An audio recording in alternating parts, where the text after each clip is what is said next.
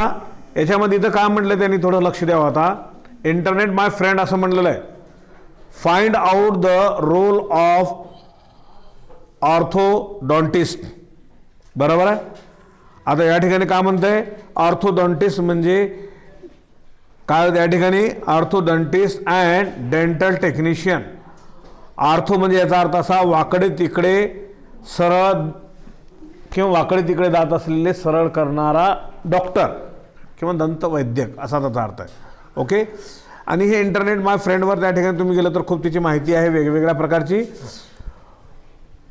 What is root canal treatment. आता root canal treatment कशाला म्हणतात त्यांनी ते सांगितलेलं आहे. आता त्याच्यामध्ये आपल्याला महत्त्वाचं आता या ठिकाणी बाग काय हे इंटरनेटवर तुम्ही बघू शकता असं म्हणतंय. आता टूथ म्हणजे दात. आता मी शिकवत असताना जरा बोलू नका, आपसामध्ये बोलला तर मला थोडंसं राग येण्याची शक्यता आहे. त्याच्यामुळं न प्रॉब्लेममध्ये मला त्या ठिकाणी डिस्टर्ब करू नका, फक्त एवढं लक्षात घ्या. टूथ म्हणजे दात. बघा, a tooth consist of a portion that project above the gum called crown and root that is made up of 2 or 3 projections which are embedded in gum. Embedded in gum म्हणजे दात आपले कशामध्ये, हाडामध्ये. जबडा जो आपला खालचा वरचा जबडा त्याच्यामध्ये फिक्स असतात आणि ते फिक्स असण्याच्या प्रक्रियेला गम म्हणतात. गम म्हणजे डिंक नाही.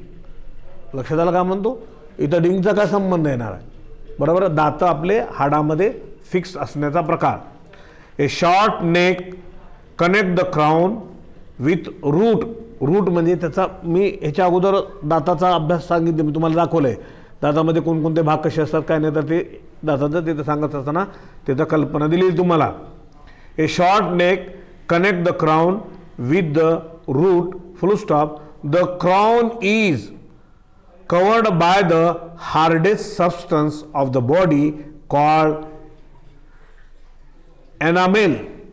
हार्ड भाग जो दातांचा आपल्याला टणक असणारा भाग त्याला काय म्हणतात, एनामेल असं म्हणतात या ठिकाणी.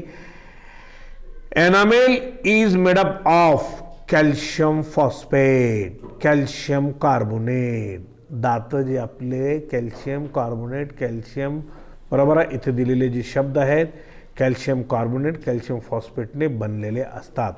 Basic shape of tooth is derived from dentine comma a calcified connective tissue.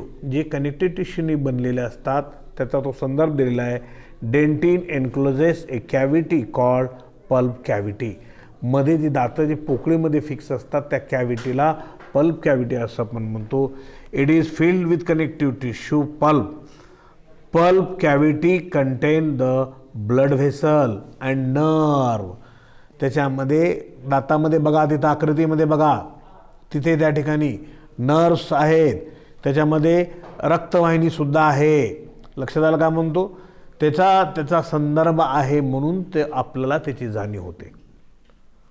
लक्षात आलं का म्हणतो, दात जरी आपले टणक असं जरी आपल्याला वाटत असतील, बरोबर आहे, आपल्याला वरच्यावरी थोडं मारलं तर काही प्रॉब्लेम होणार नाही, परंतु अधिक जर एकेला आपण मारलं तर खाली आत रुतलेल्या भागामध्ये त्याची जाणीव होते. कारण तिथं नर्व असतात, रक्तवाहिनी असतात. नर्वमुळे आपल्याला जाणीव होते. लक्षात आलं. सहज दाताला तुम्ही असं केलं तर काही होत नाही, पण दाताला असं तुम्ही धबन असं जर काढायचं बघितलं तर त्या नर्वमुळे काय होतं, त्या ठिकाणी आपल्याला जाणीव होते. लक्षात आलं का म्हणतो, असा दाता त्या ठिकाणी, आणि ते वेदना वगैरे होतात त्याचा संदर्भ त्या ठिकाणी त्याने दिलेले आहे. Pulp cavity has extension in the root of the teeth called as root canal. Root canal म्हणजे रूट कॅनलची नलिका जे आपण म्हणतो ना, नलिका असते ना, कॅनल म्हणजे नलिका असल्यासारखी, त्याच्यातून त्या ठिकाणी ते रूट जात असतं असा त्याचा अर्थ आहे. The dentine of the root of tooth is covered by cementum comma a bone like substances that attaches the root to the surrounding socket in the gum. काय म्हणतं या ठिकाणी बघा, लक्षात घ्या, इथं शब्द कसा आहे, dentine of root tooth. Dentine दातांचा जो मूळ आहे तो, बरोबर आहे, रूट म्हणतो त्या ठिकाणी म्हणजे खालचा भाग, त्याला रूट कॅनल आपण म्हणतो. असा त्या ठिकाणी root tooth covered by a cementum comma a bone like. Cementum म्हणजे सिमेंट भरल्यासारखं. आपल्या दातामध्ये सुद्धा सिमेंट भरता येतं, व्हाईट सिमेंट. बरोबर आहे.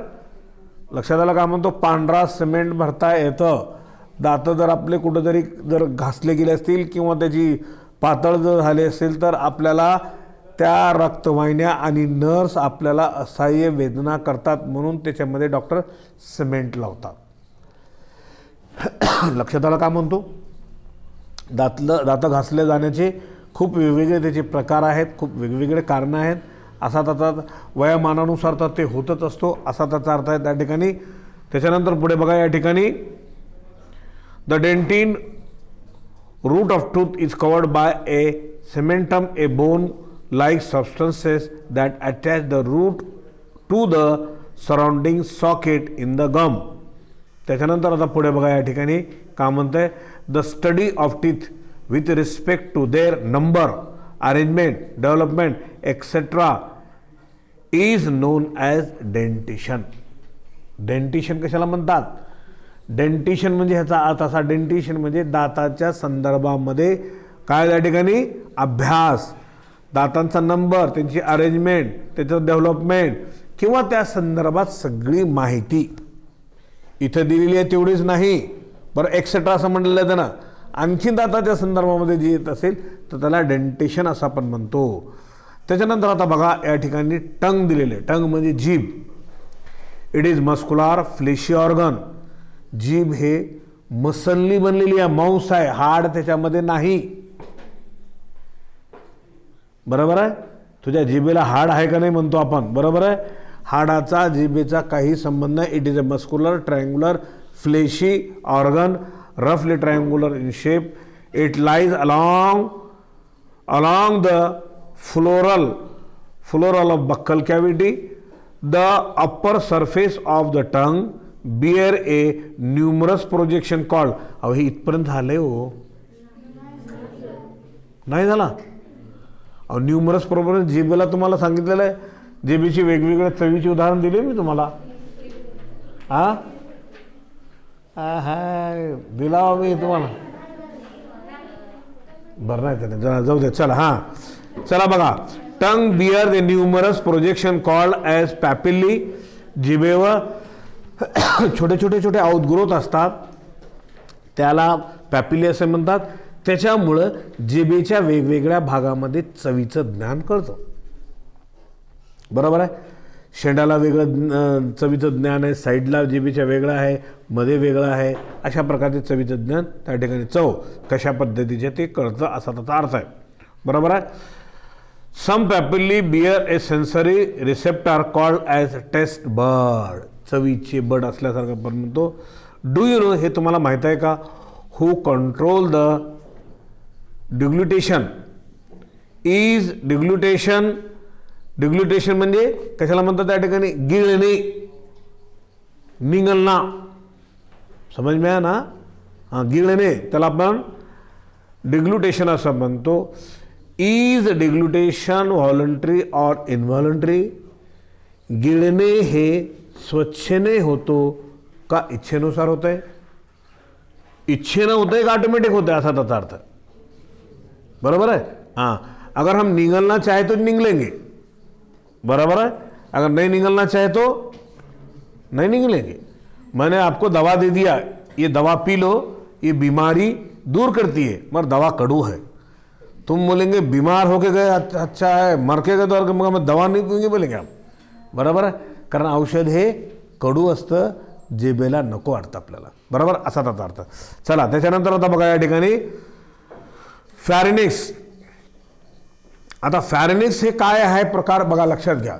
आपलं हे बक्कल कॅव्हिटी जे तोंड आहे ना, हे तोंड इथे मध्ये जे पोकळे त्याला बक्कल कॅव्हिटी म्हणतो आपण. वरचा जबडा, खालचा जबडा, त्याच्यामध्ये जीभ आहे, त्याच्यामध्ये आपल्याला साऊंड प्रोड्युसिंग ऑर्गन आहे खाली, आणि त्याच्यानंतर त्या ठिकाणी हे त्याच्या खाली असणारं फॅरिनिक्स. आता बघा या ठिकाणी सांगतो, the buccal cavity lead to a short pharynx. ह्या बक्कल कॅव्हिटीमध्ये एक छोटासा भाग या ठिकाणी खाली आलेला असतो, त्याला फॅरिनिक्स असं आपण म्हणतो. Pharynx is a common passage for food and air. मात्र असं लक्षात घ्या, फॅरेनेक्समधून अन्न आणि हवा एकत्रित मिळूनच जात असतात. त्याच्यानंतर फॅरेनेक्सच्या नंतर तिथून नंतर वाटलं तर दोन वेगवेगळे पाईप होतात. इसॉफेगसचा वेगळा आणि ट्रॅकियाचा वेगळा. इसॉफेगसमधून अन्न निघतो, ती लॉंग ट्यूब असते आणि जठरमध्ये जातं, आणि ट्रॅकियामधून त्या ठिकाणी ऑक्सिजन एअर जे काही असेल तर घेतलेलं असेल ते फुफ्फुसामध्ये जातं. हे लक्षात घ्या. म्हणून इथं काय म्हणलेलं आहे, इथं बघा, pharynx is a common passage for food and air. Pharynx हे कॉमन पॅसेज आहे, बरोबर आहे. त्यातून दोन्हीही काम केले जातं, अन्न गिळणे आणि नंतर हवासुद्धा पास होणे. पुढे बघा, the upper region of pharynx is called as trachea. बघा, अप्पर रिजन ऑफ फॅरेनेक्स, फॅरेनेक्सचा वरचा भागाला आपण काय म्हणतो, ट्रॅकिया म्हणतो. पुढे बघा, the larynx open into trachea. Larynx open कुठं होतं, ट्रॅकियामध्ये, through an opening call glottis. कंठ.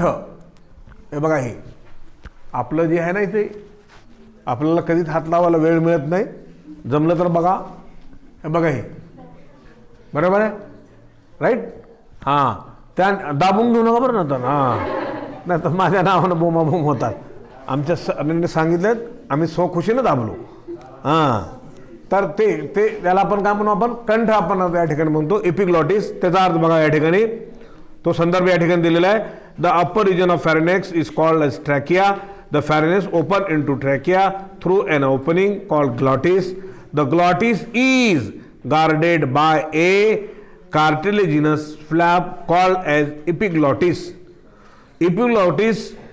Epiglottis closes during the swallowing. गिळत असताना ते बंद होते, असा त्याचा अर्थ आहे. डिग्लुटेशन, त्यालाच बंद होण्या गिळण्याला म्हणतो. Action and prevent the entry of food into the trachea. त्याच्यामुळे आपल्याला त्या ठिकाणी गिळत असताना श्वासनलिकेचा भाग बंद होतो, नाहीतर खाल्लेलं अन्न श्वासनलिकेमध्ये गेलं असतं. श्वासनलिकेमध्ये खाल्लेलं अन्न जात नाही. लक्षात आलं. आणि कधी कधी मात्र आपल्याला ठसका लागतो. आपण म्हणतो माझी कोणीतरी आठवण केलेली आहे. कोणीच करत नाही आपली आठवण. आपण एवढे महान नाहीतच. आपण म्हणजे तुमच्यासह मी, माझ्यासह तुम्ही. लक्षात आलं काय म्हणतो, लक्षात आलं. कोण आपल्या आठवण करून आलंय.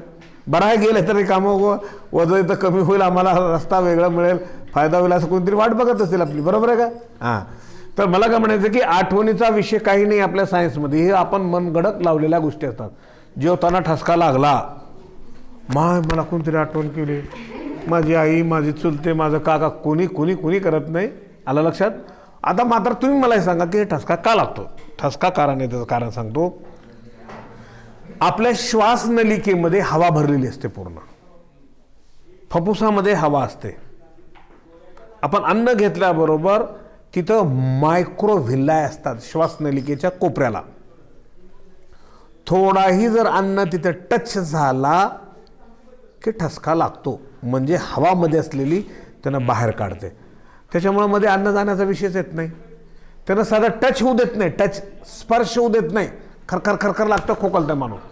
खोकलता म्हणजे त्याच्यामध्ये ते हवा असलेली बाहेर काढते. कशाला जाते मध्ये, काहीच जात नाही. लक्षात आलं का म्हणतो. फक्त गेलं तर अन्न नलिकेतच जातो आणि श्वास नलिकेमध्ये जात नाही, कारण निसर्गाने तशी व्यवस्था केलेली आहे. तर कारण त्या जागेवर मायक्रोव्हिल्ला असतात. मायक्रोव्हिल्लाला थोडंही जर अन्न टच केला की ठसका लागतो. कळालं तुम्हाला मी का म्हणतो ते, राईट. हां, चला आता बघा या ठिकाणी सांगतो काय. पुढे बघा या ठिकाणी, the lower region of pharynx is called oropharynx. Oropharynx open into oesophagus through the gullet. म्हणजे इसॉफेगस काय, फॅरेनेक्सची ट्यूब कुठे ओपन होते बघा, तुम्हाला दाखवतो थोडंसं इथे या ठिकाणी. नेमकं कसा हा चित्र कसा आहे या ठिकाणी. हे तोंडापासून आलेली नलिका आहे, बरोबर आहे. हे त्याच्या नाकातून आलेली नलिका आहे. इथे हे नलिका मिळून आलेले आहेत आणि मिळून आल्यानंतर इथे ट्रॅकिया आणि हा इसॉफेगस, त्याच्यानंतर हा जठर. लक्षात आलं. तुम्ही अन्न जे घेतलेलं आहे इथे या ठिकाणी हे बघा, हे इथे फुफ्फुस आपण असं गरीब धरू, हे पलीकडून असतात, हे असं एक फुफ्फुस इकडे एक फुफ्फुस इकडं, राईट. आणि अन्न जे घेतलेलं हे तोंडाद्वारे आपण या ठिकाणी इथे जरी जर टच जर झाला या ठिकाणी तर ह्याच्यामध्ये पूर्ण हवा भरलेली असते आणि भरलेली हवा मध्ये येऊ देत नाही. लक्षात आलं काय म्हणतो? भरलेली हवा येऊ देत नाही. आणि मायक्रोव्हिला हे काय करतात, साधं टच अन्नाचा पार्टिकल जरी झाला तर आपल्याला खरखर करते, आपल्याला वेदना होतात आणि त्याच्यामुळे ठसका येतो. समझ में आ गई बात मैं क्या बताया तो, राईट. हे पक्का लक्षात आहे. म्हणून श्वास नलिकेमध्ये अन्न जात नाही. श्वास नलिकेमध्ये न जाण्याची दोन कारणं आहेत.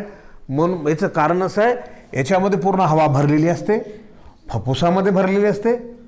म्हणून हवा भरलेली असल्यानंतर तुम्ही किती टाकावरून जात नाही, बरोबर आहे. हवा रिकामी व्हायला लागते.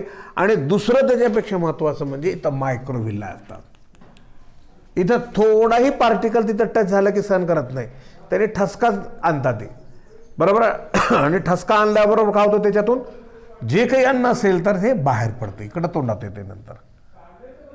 लक्षात आलं. म्हणून आपण काय करू, लागलीच पाणी पितो, पाणी पण नंतर ते खाली जावं म्हणून, आणि जठरमध्ये जाऊन या ठिकाणी बसते असा तसा. चला पुढे बघायचं. चला, इसॉफेगस. इसॉफेगसचा अर्थ लक्षात कोणता आहे त्या ठिकाणी, हे फॅरिनेक्स आणि हे इसॉफेगस, राईट. आणि हे ट्रॅकिया, श्वासनलिकेचा भाग. आता मी नंतर वेगवेगळे देणार आहे, आता थोडंसं जे आहे समोर ते देतो. इसॉफेगस बघा या ठिकाणी, oesophagus is a thin muscular tube. Oesophagus कैसी है, थिन, पतली सी मसल से बनी वाली ट्यूब है, बराबर आहे. असा त्याचा अर्थ या ठिकाणी. म्हणून it lies behind the trachea. हे कुठं असतंय, ट्रॅकियाच्या पलीकडून. कारण आता हे आपल्याला दिसायला कसं माहिती आहे का, हे अलीकडून आहे का ते पलीकडून, आपल्याला हिच्यावर कसं दाखवता येईल आपल्याला, बरोबर आहे का.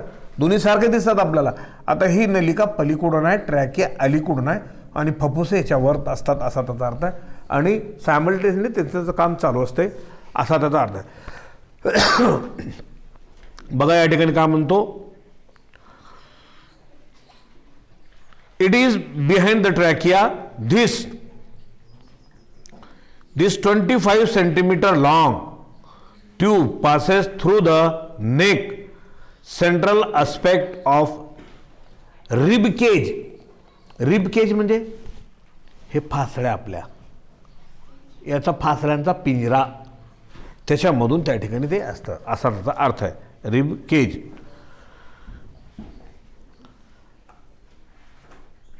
Passes the diaphragm and joint to stomach. पायरेसिस म्हणजे आता डायफ्रागमचा भाग याच्या वर असतो या ठिकाणी, इथे मसलनं बनलेला पट्टा, ह्याच्यामधून पायरेसिस म्हणजे छिद्र करून जातो आत आणि नंतर कुठे या स्टमकला जॉईन होते, ते या जठरला असा त्याचा, राईट. चला पुढे बघा. It is lined by mucus cell. Mucus lubricate passageway of food. आता हे कसं आहे, लुब्रिकेट म्हणजे कसं असतं, वंगनयुक्त असतंय, वंगनयुक्त. लुब्रिकेट कळालं तुम्हाला. वंगनयुक्त म्हणजे कसं, वंगन माहित आहे, गाड्या चालण्यासाठी गाड्यामध्ये ग्रीस घातला जातो, ऑइल टाकला जातो. बैलगाडी असेल तर त्याच्यामध्ये सुद्धा काय टाकलं जातं, वंगण टाकलं जातं. का, की त्याच्यात घर्षण होणे स्मूथली चालता यावं, बरोबर आहे. ग्रीस टाकला जातो गाड्यामध्ये, मोठमोठ्या गाड्यांच्या चाकात, बरोबर आहे. त्या ग्रीसमुळे काय होतो, गाडी स्मूथ चालते. आणि म्हणून हे इसॉफेगस लुब्रिकेटिंग असतो. लुब्रिकेटिंग म्हणजे वंगनयुक्त. समझ में आगा, वंगनयुक्त समझ में आगा उसको बोलते हैं. जिस मिसाल के तौर पे कोई चीज़ है, अगर अपने को वो इस्तेमाल करने को अवगढ़ लगा तो हम क्या करते हैं, उसको तेल डालते हैं उसमें. क्या होता है उसमें, स्मूथपणा आ जाता है, बरोबर, म्हणजे ते चालण्यासाठी असा त्याचा एवढं लक्षात ठेवा. चला पुढे. It is lined by mucus cell, mucus membrane, mucus lubricate the passageway of food. Histologically, esophagus is made up of a longitudinal and circular muscles, full stop. The rhythmic wave of contraction and relaxation of these muscles is called as peristalsis that help in the passage of food through the esophagus.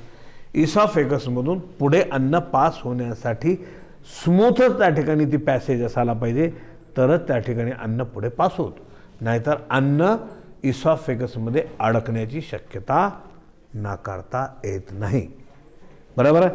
आवश्यकतेपेक्षा घास आपण जर जास्त घेतला असेल आणि तसं गिळण्याचा आपण जर प्रयत्न केला असेल तर तो घास आपल्या इसॉफेगसमध्ये फसतो. लक्षात आलं. चला पुढे. आता त्याच्यानंतर स्टमक. स्टमक म्हणजे कोणता भाग आला,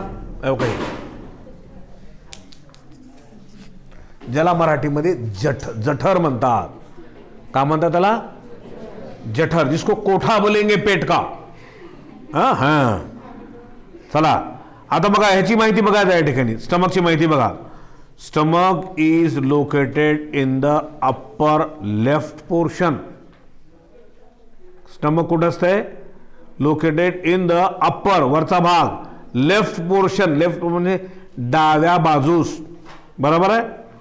left portion of abdominal cavity, पोटाचा जो काही भाग आहे त्याच्यामध्ये लेफ्ट साईडला. आणखीन एक महत्त्वाची माहिती, आपण अन्न आणि पाणी घेत असताना कधी कधी आपण म्हणतो अन्न एकीकडं आहे पाणी एकीकडं आहे म्हणतो. लेकरं म्हणतात, असं नसतंय.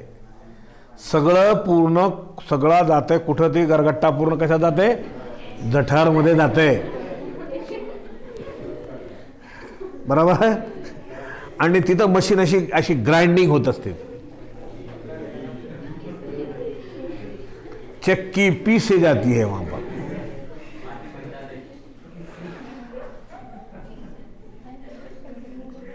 लक्षात आलं काय म्हणतो? तर त्याच्यामुळे त्या ठिकाणी जठरमध्ये वेगळे काही कप्पे राहत नाहीत. पाण्याचा वेगळा, अन्नाचा वेगळा, आणखीन काही तूप खाण्याचा वेगळा, दूध खाण्याचा वेगळा, दही खाण्याचं, असं काही नाही. अन्न आणि पाणी तुम्ही घेतल्यानंतर सगळं तिथं मिक्स होतंय. आणि जे आपण चवीचे जे पदार्थ खातो ना, फक्त जिभेपर्यंतच मर्यादित असतात, बरोबर आहे. आपल्याला वाटतं हे अन्न पदार्थ आहेत का, ते अन्न पदार्थ आहेत का, त्याची चव फक्त जिभेपर्यंत, आणि जिभेच्या पलीकडे गेलं ते खड्ड्यात गेलं म्हणलं.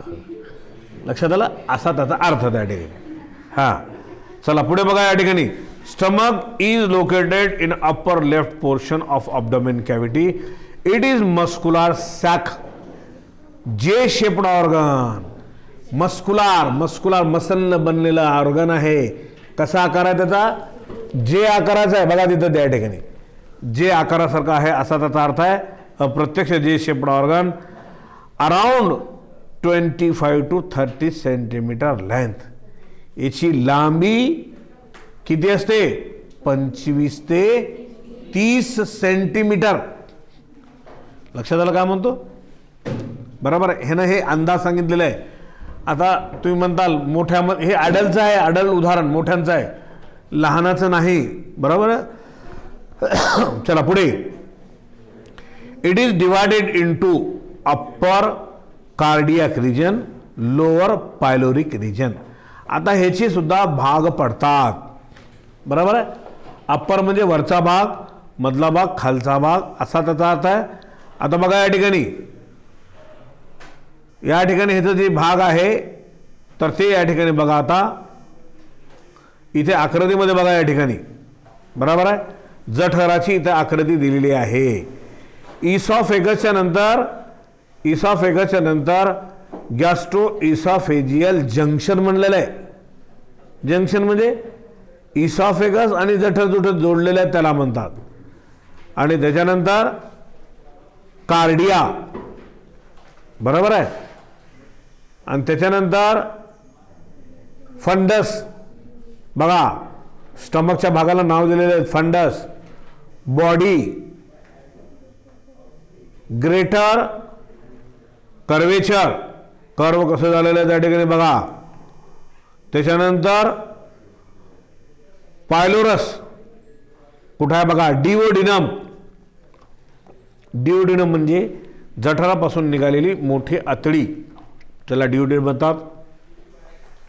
लेसर कर्वेचर, लेसर कर्व कमी कर्व असलेला कर्व, बरोबर, टेढ़ा जिसको बोलेंगे उसको, बराबर है. त्याच्यानंतर गॅस्ट्रो इसोफेंजियल जंक्शन, स्टमक आणि इसोफेगस जिथे जुडलेलं आहे त्याला आपण म्हणतो, असा त्याचा अर्थ आहे. आता बघा वन बाय वन आता याचा आपण एक एक भाग आपण इथे बघूया. जठरची माहिती बघत असताना या ठिकाणी बघा जठरमध्ये काय ते संदर्भ लक्षात ठेवा. कार्डिया अँड कार्डिक, बघा याच्यामध्ये या ठिकाणी काय म्हणतो, it is first part in which oesophagus open. वरचा भाग आहे, लक्षात घ्या, मी तुम्हाला सांगतो बघा, लक्ष द्या, बोलू नका, बातें मत करो जी, ये समझ में नहीं आएगा बल्कि हर चीज़ बारीकी से समझा के बता रहा हूँ, ध्यान करो. ये पहिला स्टमक का ऊपरी हिस्सा है, वरचा भाग आहे आणि त्याच्यामध्ये इसॉफेगस वरून येऊन ओपन होतो. ओपन होतो म्हणजे तिथे जॉईन होतो इसॉफेगस, बघा आकृतीमध्ये, बरोबर आहे. The cardia surround the band of circular muscle present at the junction of oesophagus and stomach called cardiac sphincter. Sphincter म्हणजे त्याची मोमेंट कमी जास्त करणारी, नियंत्रण आणणारी, असा त्याचा अर्थ आहे. The cardiac sphincter prevent the back flow or regurgitation of food from stomach to oesophagus. म्हणजे काय, याचा अर्थ असा की एकदा अन्न जर जठरमध्ये आल्यानंतर जठरातून इसॉफेगसमध्ये परत जात नाही. समझ में आ गई बात. कोठे के अंदर जब अनाज जम गया तो उसके बाद में फिर से इसोफेगस में एंट्री नहीं हो सकती उसकी, ऐसा उसको कहना है ये. चला त्याच्यानंतर आता बघा पुढे फंडस. आता बघा फंडस कुठे आहे आकृतीमध्ये बघा या ठिकाणी. फंडस काय आहे, it is dome shaped region above the left of cardia. Dome shaped, गोलाकार असल्यासारखा भाग आहे, टोप असल्यासारखं, त्याला डोम शेपड असं म्हणतात या ठिकाणी, बरोबर. त्याच्यानंतर आता बघा पुढे बघा बॉडी. आता बॉडी फंडसच्या खालचा भाग. It form the larger central portion of stomach that store the food. त्याच्यामध्ये अन्न साठवला जातो, बरोबर आहे. कशामध्ये, बॉडीमध्ये. लक्षात आलं कुठून आलं त्या ठिकाणी, हे जठराचेच भाग आहेत, फंडस, बॉडी, बरोबर आहे, किंवा आणखीन त्याच्यामध्ये किंवा डिओडिनम, पायलोरिक, बरोबर आहे, असा त्याचा अर्थ आहे. त्याच्यानंतर आता बघा pylorus. It is a narrow posterior region of the stomach. बघा नॅरो म्हणजे अरुंद असलेला भाग हा स्टमकचाच आहे, असा त्याचा अर्थ आहे. It open into duodenum. The initial parts of small intestine, parts of small intestine. This opening is guarded by a set of sphincter muscle called as pyloric sphincter. आता स्पिंक्टर मसल म्हणजे कसं आहे, अर्थ असे muscle असतात ते sphincter मध्ये इच्छानुसार ते ओपन होणे बंद होणे. लक्षात आलं का म्हणतो, त्याला स्पिंक्टर मसल म्हणतात. आणखीन आपल्याकडे दोन असे, आणखीन याच्या व्यतिरिक्त आणखीन दोन ठिकाणी आहेत. लघवीच्या ठिकाणी असा त्याचा अर्थ आहे आणि ॲनसच्या ठिकाणी. ज्यावेळेस आपल्याला ती विधी करायची आहे त्यावेळेस स्पिंक्टर मसल आपण ओपन करतो आणि ज्यावेळेस विधी नाही करायची ते क्लोज असतात, असा त्याचा अर्थ आहे. त्याच्यानंतर याच्यामध्ये बघा या ठिकाणी this opening is guarded by a sets of sphincter muscle called pyloric sphincter. It regulate the flow of food from stomach to small intestine. बघा हे स्पिंक्टर मसल का असतं त्या ठिकाणी, अन्न तिथून त्या ठिकाणी जठरपासून तर कुठे त्या ठिकाणी इंटेस्टाईनमध्ये म्हणजे या ठिकाणी पुढच्या इंटेस्टाईनमध्ये स्मॉल इंटेस्टाईनमध्ये ट्रान्सफर होतो असा त्याचा अर्थ. The stomach temporarily stored the food. बघा जठरामध्ये काय होतो, तात्पुरत्या स्वरूपामध्ये अन्न साठवला जातो. And give the filling of feeling of the satiety. It charms the food, help in making the food with the gastric juice. त्याच्यामध्ये जो गॅस्ट्रिक ज्यूस असतो तर त्याच्या माध्यमातून त्या ठिकाणी काय होतं, जठरमध्ये त्याची अभिक्रिया चालत असते. ओके. आता त्याच्यानंतर आता बघा या ठिकाणी स्मॉल इंटेस्टाईनचा आणखी डिटेल त्याच्यामध्ये भाग काय म्हणतंय. In human it is about 4-6 centimetre किंवा 6 metre sorry in human it is about 6 metre long. बघा हे छोटे आतडी किती लांबी असते, 6 मीटर लांबी असते. बरोबर आहे. 2.5 ब्रॉड म्हणजे त्याची ट्यूबची मोठी म्हणजे त्याची मधली पोकळी सुराख अंदर का 2.5 असतं. Broad tube coil within the abdominal cavity, पोटामध्ये असतं ते. The coil are held together by mesenteries supporting the blood vessel, lymph vessel, nerve. It is divided into 3 part. ह्याचे सुद्धा 3 भाग या ठिकाणी पडलेले आहेत. टिओडिनम, जेजुनम आणि इलियम. बघा आता डिओडिनम काय या ठिकाणी इथं ह्याच्या डिओडिनमचा भाग या ठिकाणी काय तर बघा it is about 26 centimetre long U shaped structure. U आकारचा 26 सेंटीमीटरचा असला भाग असतो. Duodenum turn toward the left साईडला असतो त्या ठिकाणी of abdominal cavity below the stomach, जठराच्या खाली असा त्याचा अर्थ त्या ठिकाणी. Jejunum is about 2.5 metre long. Coiled middle portion of small intestine it is narrower than the duodenum. बरोबर. हे कसं असतं, नॅरो असतो, अरुंद असतो डिओडिनमपेक्षा. Ilium it is about 3.5 metre long. It is highly coiled and little broader than jejunum. The ileum open into